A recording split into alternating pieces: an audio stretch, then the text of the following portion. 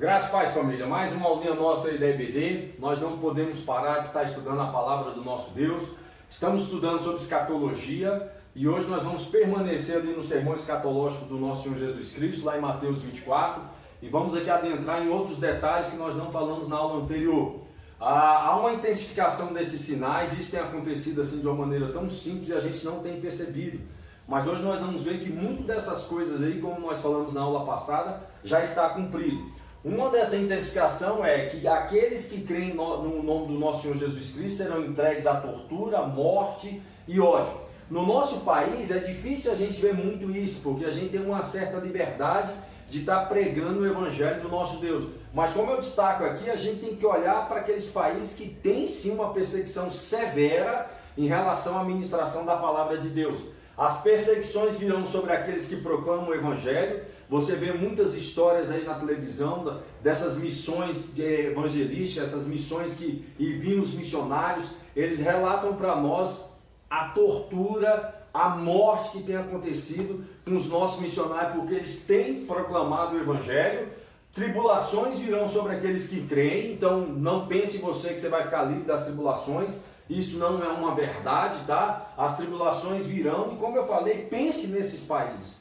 Países que hoje não pode pregar o Evangelho, países que não têm ainda uma Bíblia completa, países que vivem somente com uma porçãozinha da palavra e eles louvam a Deus por isso. E muitas vezes nós temos a palavra de Deus dentro do nosso lar e a gente não gasta 10 minutinhos para ali estar meditando na palavra. A gente tem um amigo ainda que não conhece o nosso Senhor Jesus Cristo e a gente não tem coragem de falar para ele sobre esse Deus que transforma. E aí esse povo aqui, nesses países perseguidos, eles dão muito valor a ter pelo menos uma porção da palavra na mão deles. É algo para a gente olhar para os nossos corações.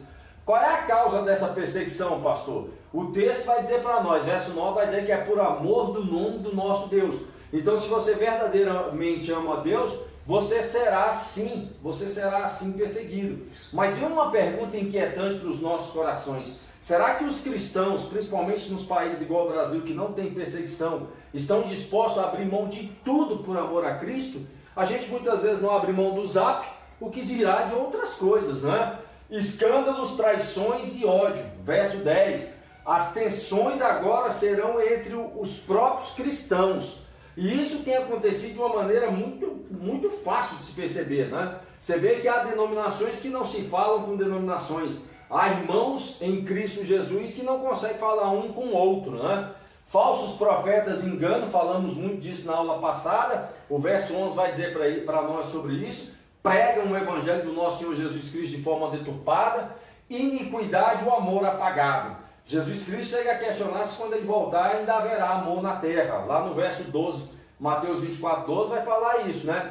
A iniquidade traz a imoralidade traz a rebeldia quebra todos os princípios da palavra do nosso Deus, a gente começa a viver uma vida imoral e a gente vem para a morte.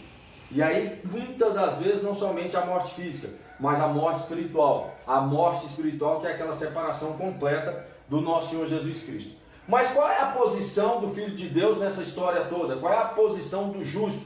Verso 13 e 14 vai falar para nós. O verso 13 fala que é uma posição de perseverança, de não desistir, de que entender que em tempo de perseguição, em tempo de pandemia que nós estamos vivendo hoje, nada mais serve do que para revelar o verdadeiro caráter do cristão, aquele que permanece firme na rocha que é o nosso Senhor Jesus Cristo. E um tempo de pregação do Evangelho, há tempo e fora de tempo, é o que Paulo vai falar para nós. E se nós temos essa liberdade de pregar, aí é que a gente tem que duplicar a pregação do Evangelho.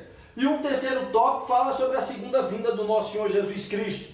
Há mais de 2.400 referências diretas ou indiretas na Bíblia, falando que o nosso Senhor Jesus Cristo vai voltar. E como é que será essa volta, pastor? Será pessoal, não será uma maneira espiritual. Nosso Senhor Jesus Cristo virá com seu corpo de glória resgatar a sua igreja. Será visível. Mateus 24, 29 vai falar isso para nós. Todo olho verá a volta do nosso Senhor Jesus Cristo. Será repentina, inesperada. Vai tomar muita pessoa de surpresa. A Bíblia chega a comparar com uma visita de um ladrão à casa. A gente não sabe quando ele chega. Por isso que nós temos que estar preparados. será gloriosa e triunfante.